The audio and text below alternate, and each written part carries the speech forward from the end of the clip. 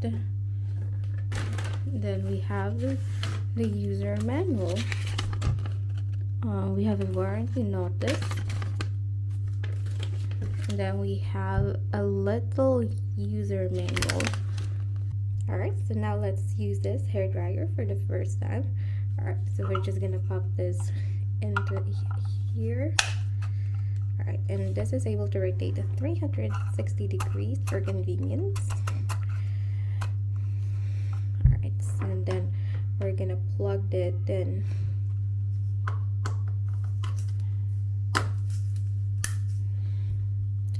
Alright, so this is the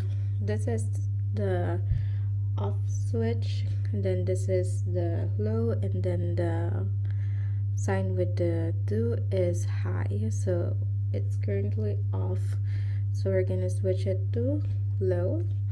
Let's just go ahead and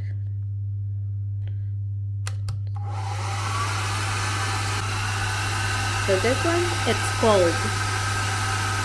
This one, it's red, it's hot. This one is colored yellow, which means it has constant temperature of 57 degrees. So let me just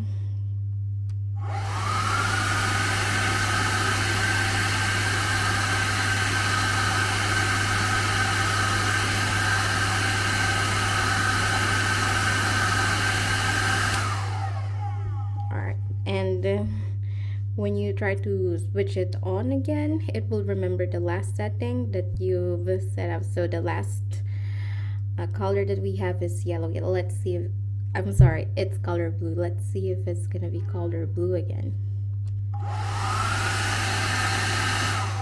Alright, it's color blue. So that's how you use it for the very first time. And then there are other things that you have to know. Alright, so this one is, it is the air duct, so you don't want to cover this. And this one is the air nozzle, you don't want to cover this as well. Alright, so according to the instruction manual, when using this device, your hair should be at least 3 centimeters away from the outlet, which is this nozzle, to avoid scalding.